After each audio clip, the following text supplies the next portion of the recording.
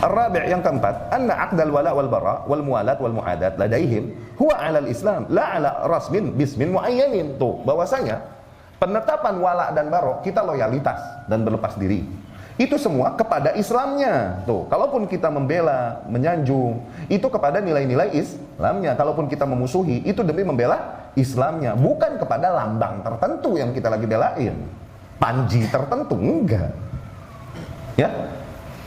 Alma mater tertentu, enggak. Tapi nilai hakikatnya yang kita belain. Bukan nama organisasi tertentu, partai tertentu, kelompok tertentu, enggak. Ya. Nama domain tertentu, enggak. Ya. Innama huwa alkitab was sunnah fahasb. Yang dibela adalah alkitab dan as-sunnah, cukup. Ya, bukan lambang-lambang. Hati-hati, kenapa? Salah satu ciri ahli bid'ah, mereka akan membuat lambang-lambang yang membedakan diri mereka dari kaum muslimin yang lain. Ya, ini dari kemarin kita nasihatin ikhwan-ikhwan. Awas. Berangkat dari semangat beragama yang baik kadang. Cuman kadang kita nggak tahu penerapannya yang tepat, sehingga tanpa disadari kita terjerumus ke dalam gaya-gaya ahli bid'ah. Awas. Yang dimana kita membedakan diri seolah-olah dengan kelompok lain. Iya kan? Sehingga seseorang membanggakan diri dengan stiker radio yang ditempel di motornya, di mobilnya. Tuh, awas loh. Ini wallahu alam nggak tepat, nggak tepat ini. Penamaan tersebut, mereka sebenarnya kalau bisa berdakwah tanpa nama begitu, bisa. Mereka mendingan berdakwah tanpa nama. Kenapa? Kalau dibikin nama organisasi atau yayasan tersendiri, takutnya jadi ada intima tadi, ada fanatisme golongan tadi. Cuman karena emang tuntutannya harus dibuat nama, yayasan, bikin institusi pendidikan harus pakai nama, mau nggak mau untuk pengesahan dan lain-lain, akhirnya dibikin lah. Sebatas itu. Tapi kalau setelah itu dibikin stiker alma mater atau jaket yang bertuliskan di belakangnya demikian, waduh, terus apa bedanya kita sama ahli bid'ah? Itu mulai bablas, itu kelebihan, lebih dari sebatas yang dibutuhkan. Mulai tanpa disadari kemudian mulai masuk tahazzub, ya, ke kelompok kan. Apalagi dengan ciri-ciri mulai yang akhirnya ngetren, berangkat dari khilaf fikih furu'. Padahal beberapa ikhwan yang pakai gamis ngelihat ikhwan yang pakai celana, wih, pakai celana akhi kayak orang seberang sono gitu. Yang pakai celana bilang, dia pakai gamis sampai betis kayak yang seberang sono. Kayak apalah ini, kemana? Jangan. Yang dibela adalah hakikatnya, bukan golongannya, barisannya. Apaan sih hakikatnya? Bukan domainnya, bukan alma maternya, stikernya apa. Jangan kau memisahkan diri.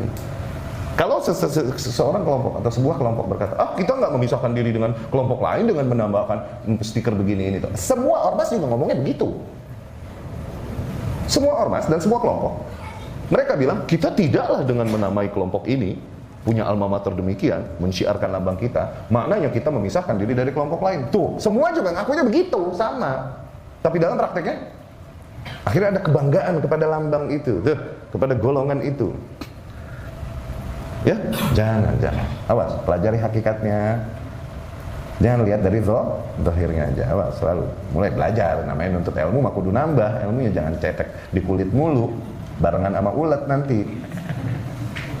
Ya, naik tinggian dikit. Ya. Jadi pembelaan wala baro kepada apa? Kepada hakikatnya, kepada Islamnya. Ya.